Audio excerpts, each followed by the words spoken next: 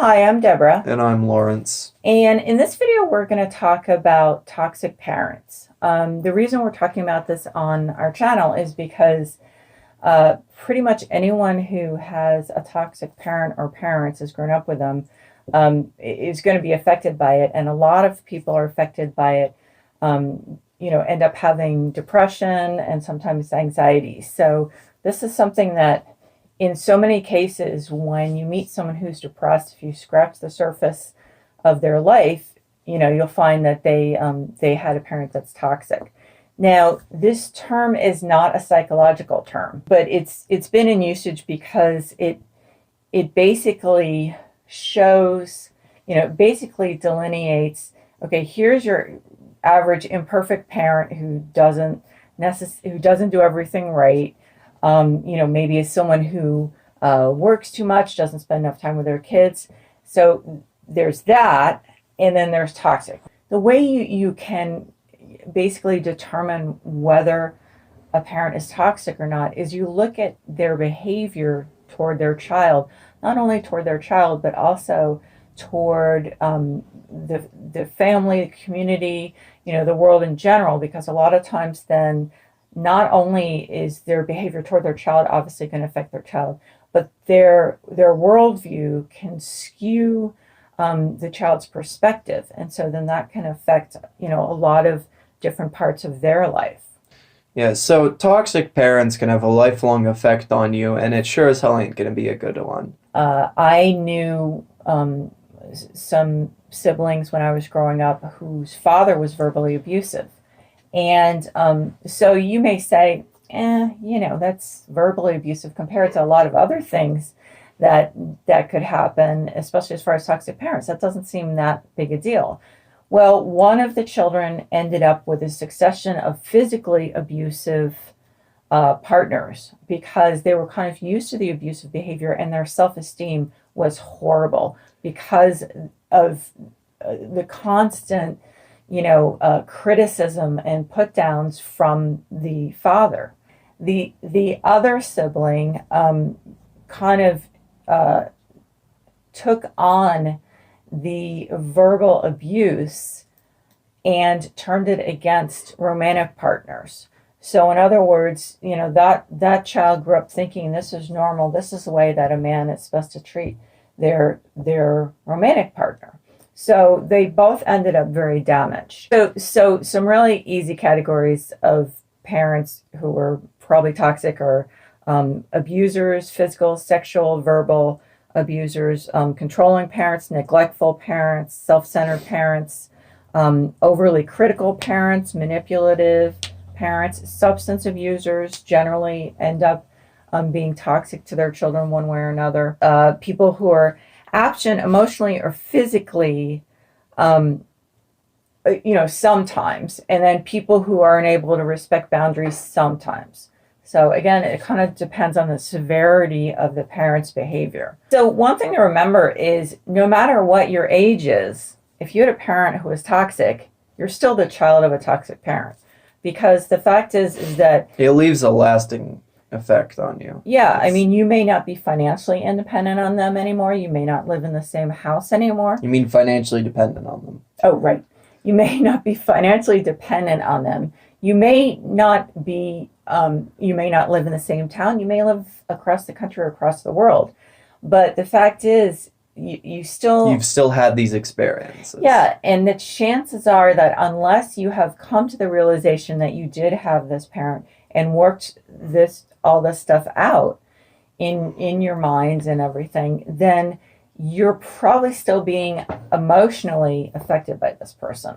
In fact, you may not actually really realize that you grew up with a toxic parent or parents. I mean, probably if you're watching this video, it did, strike a chord in you. But the thing is that the problem is with growing up with a parent who's toxic, especially ones that are really good at emotional manipulation, is that this seems normal to you unless you have a lot of exposure to other families, to healthy examples of parenting and of families.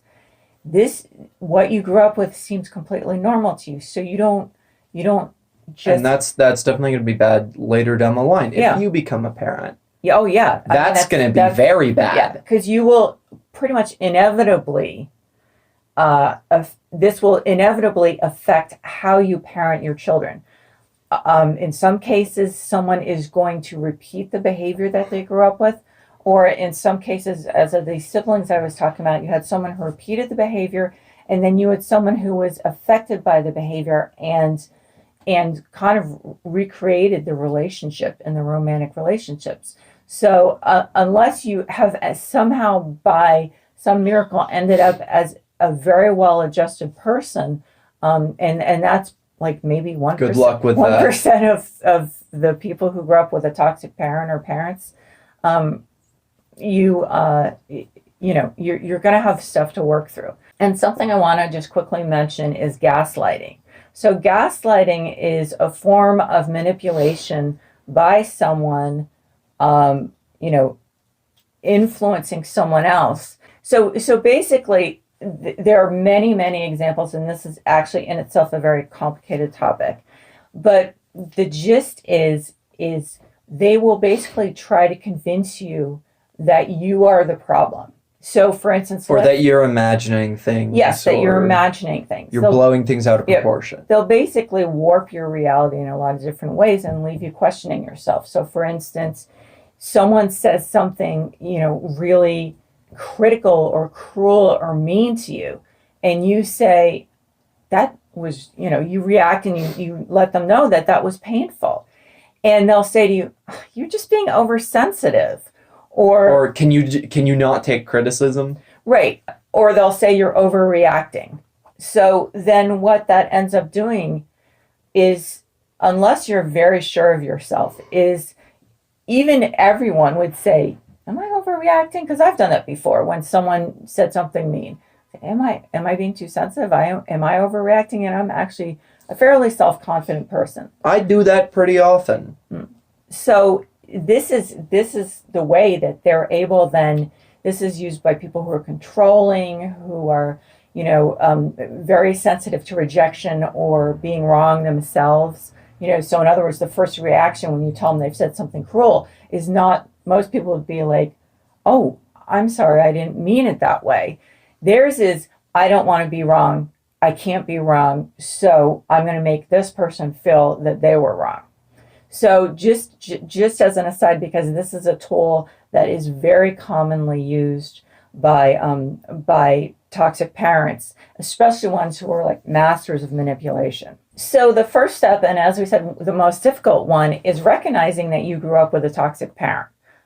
If you have been able to get to that point, it actually can be pretty empowering, because you do realize in the back of your mind you've had this isn't normal. Like, you know, in the way back of your minds that this is not the way it should be. But you know, you've been growing up with this whole reality and perspective reinforced, and then to find out by an objective, you know, third party, by like an article you read, or, you know, talking to a therapist or something, that this isn't normal and this isn't right, can be a huge relief to people. And it, you know, honestly, that's a big part of the battle has been won at that point, when you realize that this is not the way things are supposed to be, and you weren't crazy, and, you know, you were right in thinking that this person was horrible, however deeply that was buried. Now, if you're still dependent on this parent financially, if you're still living in the house, that's going to be very complicated, because you have to find ways to detach yourself physically as soon as possible, and emotionally. The emotional one is actually a little harder, believe it or not. But, you know, ultimately you will be out of the house, and possibly, you know, if you can, you should see if you can get a job to be financially independent. And since a lot of parents who are like this will probably insist that you turn over your salary to them, you might want to find another way, other way that you can be, you know, financially independent without them knowing, if that helps. But so So emotionally, if you have a toxic parent who you think actually might be somewhat reasonable, um, then you might want to try setting boundaries. This is another topic in itself that is very complicated, but you can start by saying, I don't appreciate when you do this, or this is very hurtful. You can try that. You may get nowhere with it, but you never know. Some people can actually learn, even if they, have obviously clearly emotional problems themselves, and that's why they're toxic. Um, if you're out of the house, it's easier because you you are detached physically. Presumably, you are financially independent, and so what you then need to do is detach emotionally. Now, depending on the severity and the toxicity of your parent, the only way to do this for some people will be to completely cut off all communication. And this is really hard because chances are you'll get guilt from them, you'll get pushback from them, you'll get pushback from other family members, neighbors, whoever who don't know the real story and think you're being a terrible child. But if you feel that your sanity essentially is at stake and this is the only way, then you have to do it. This is the type of thing that also is good to do with a therapist. This is your well-being, and Yeah. That's what's important. Yeah. This is something that affects you, and if people can't understand that you're doing something that is perfectly reasonable in that situation, then okay. Yeah, and this is probably after you've tried other things. You've probably tried to put boundaries down. You may realize that this person is so psychologically warped that they will never get help. So you have to ask yourself, really, not necessarily how toxic they are or how likely it is that they will be able to get help. It's really, where am I right now, and what do I need? If you need to, at least for this time being, cut the parent off completely, then that's what you have to do. And that's what it comes down to. What do you need right now? Let's say you don't feel you're at that point yet, or you think the parent is, there might be hope for them. And for instance, and this again is something you really probably want to do with a therapist if possible. If you have access, if you have insurance, even if you don't have insurance, remember there are ways to see a therapist in a clinic that operates on a sliding scale. So, for instance, you pay what you can afford. There's usually always a way. So, but the objective is to set boundaries. Okay, and this is something we say over and over because this is something that very often toxic parents, just by their behavior, are stepping over boundaries in many, many, many different ways. And this is why I said this is complicated. So what you want to do is sit down and say, what behavior do I want to change of theirs? Just write it out for yourself. And, do read some articles online. We link to some below, and also a couple books. One of them is If You Had Controlling Parents. There's another one that's, I think, called Toxic Parents, and so we're going to link to those. So you sit down and you say, what do I want changed, and how am I going to do this? So there are several things that, as I said, this topic is huge that we are not going to go into, but one thing that is very sticky is parents with substance abuse issues, because we all know that addiction is a disease. So a lot of if you have a parent with substance abuse issues, you've probably made a lot of excuses for them over the years, keeping in mind that it is a disease.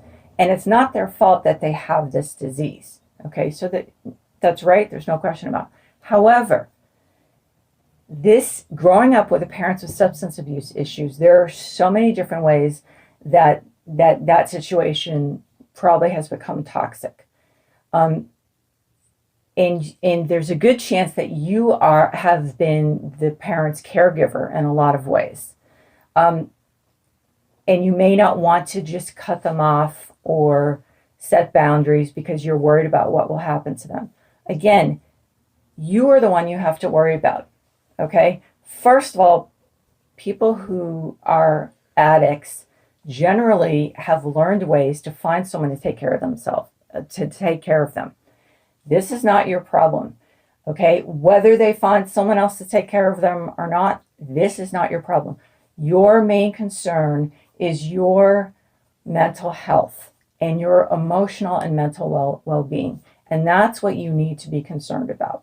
In any case, if you enjoyed the video, give it a like. If you didn't, give it a dislike. If you would like to say anything at all, you can leave it in the form of a comment. And if you would like to see more, go ahead and subscribe. In any case, we hope that you have a nice day. Take care.